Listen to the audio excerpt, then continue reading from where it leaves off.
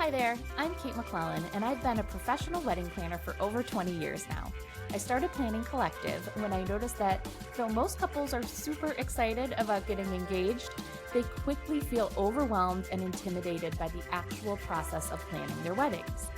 If left unchecked, this can lead to massive burnout and the urge to scrap all your plans and just elope.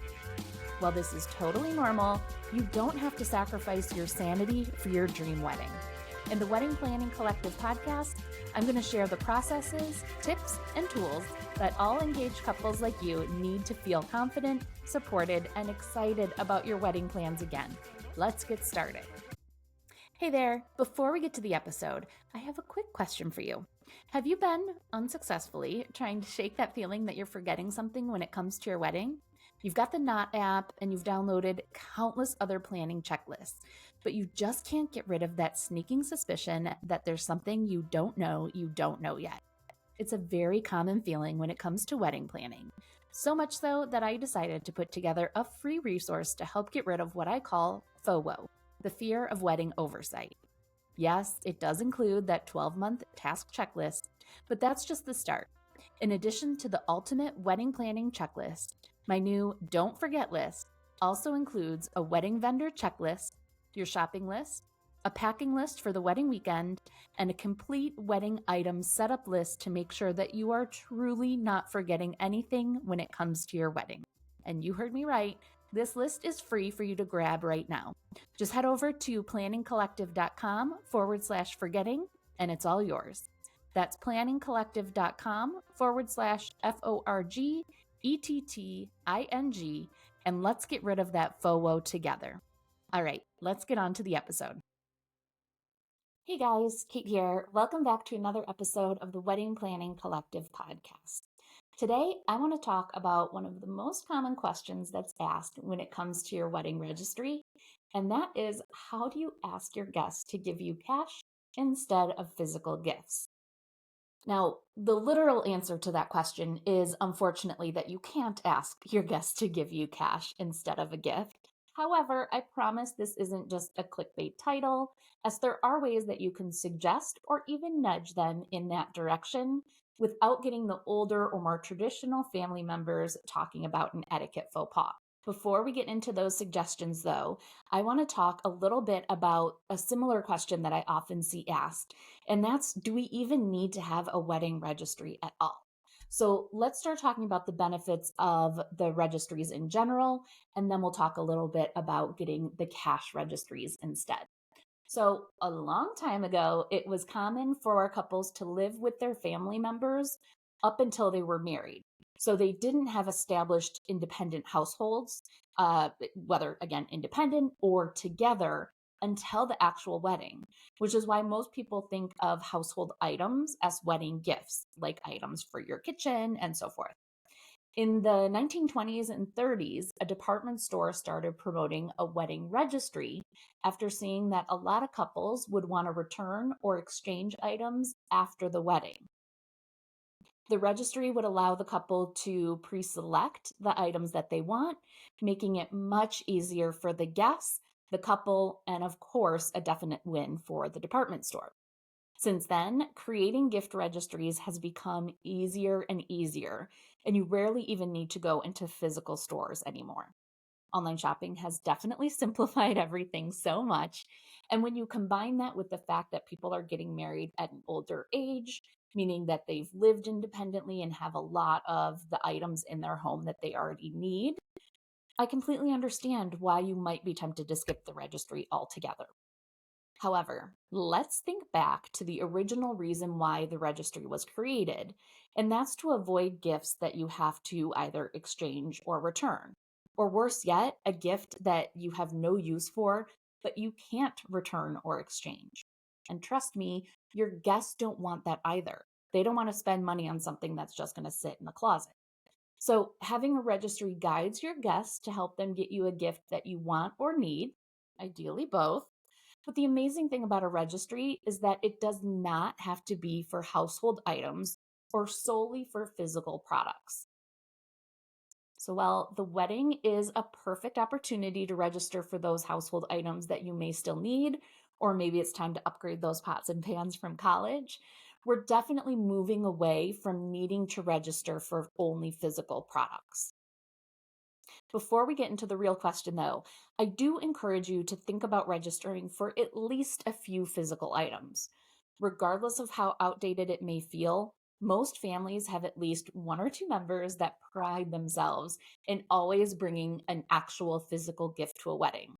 In my family, it's my Aunt Pat and my Aunt Joe, and I can practically hear them right now complaining up to each other about a registry without any actual gifts on it. Now, if it were me and I had a registry without any actual physical items, I 100% know that they would take it upon themselves to find the perfect wedding gift, which in my family, it would definitely be Waterford Crystal or something Belique. Now, I would absolutely love that. But the real question I want you to ask yourself is, do you trust your version of Aunt Pat or Aunt Joe to pick something out for you without any guidance? Or if they're going to spend a lot of money on a gift for you, wouldn't you prefer to give them a little nudge or some suggestions? In the off chance that somehow my aunts found this podcast, I love you both so much, but you know it's true. So, with that in mind, I do highly recommend that you take a look around the house and see what items that you'd, again, either like to upgrade or that's maybe been on your wish list for a while.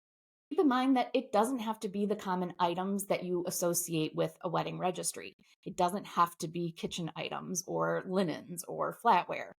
Think of some of your favorite hobbies. If you're bike riders, campers, or maybe you're expecting to bring in a new little puppy after the honeymoon, you can register for equipment or items that you might need for that puppy once it comes home.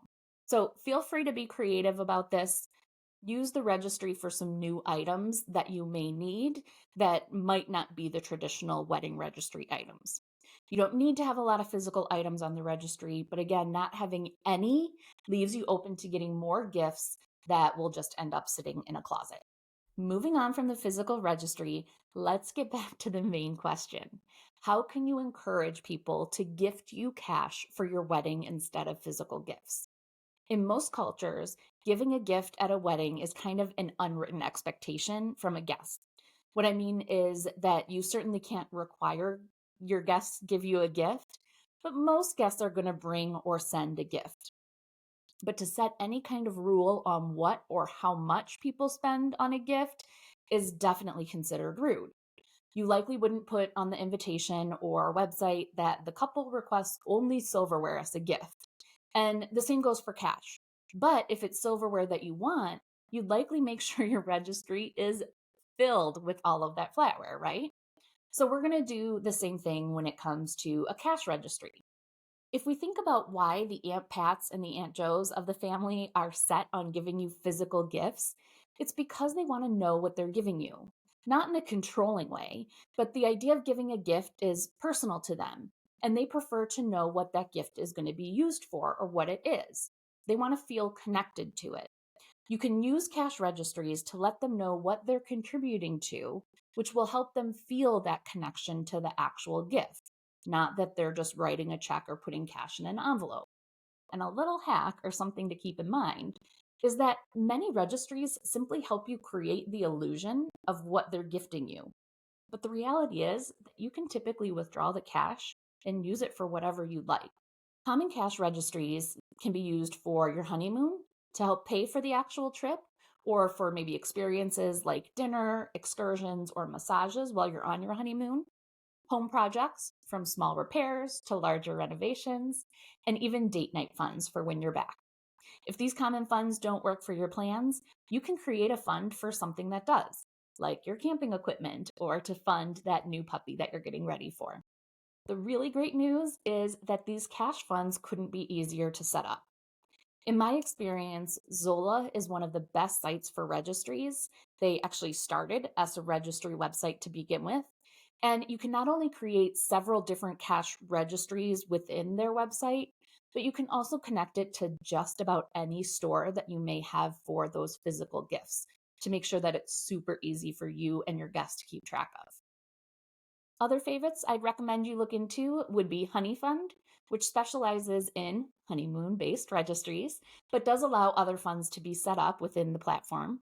The Not Cash Fund and Joy offer easy cash registry options, especially if you're already using them to host your wedding website. And Hitch, spelled HITCHD, is a relatively new option that I've been hearing a lot about, and it's good for honeymoon funds or other things along those lines. Now, I'm not going to get into the specifics of which sites have what fees or how much they are. That information changes so frequently, I don't want it to be immediately irrelevant. But I will advise you to make sure to look into that with whatever platform you decide to use so you're not surprised with any hidden fees. While most are trying to make it easier and as low cost as possible to use their cash registries, these are businesses after all, so there will likely be a cost associated with their services for either you or your guests to cover. Make sure to compare the percentage and the transaction fees, as well as any withdrawal or transfer fees before you sign up, so you can pick the best option that works for what you want to use your registry for. And keep in mind that yes, fees are annoying, but so is getting a gift that you don't want or need. And I'm sure you will happily pay a couple of bucks to avoid having to return or exchange gifts after the wedding. So while there is a cost associated with cash registries, for most, it'll be worth the ability to guide your guests into gifting you what you really need or want. So, to wrap things up, even if you are truly hoping for just cash from your guests, wedding registries are a great way to accomplish that. It gives your guests the personal connection to their gift while also giving you the freedom to use the cash for what you truly need. Now, I'd love to hear from you. What site or sites do you plan to use for your registry? Head over to the Wedding Planning Collective Facebook group and let me know over there. And if you found this episode helpful, I would absolutely love it if you could take a quick second to rate and review.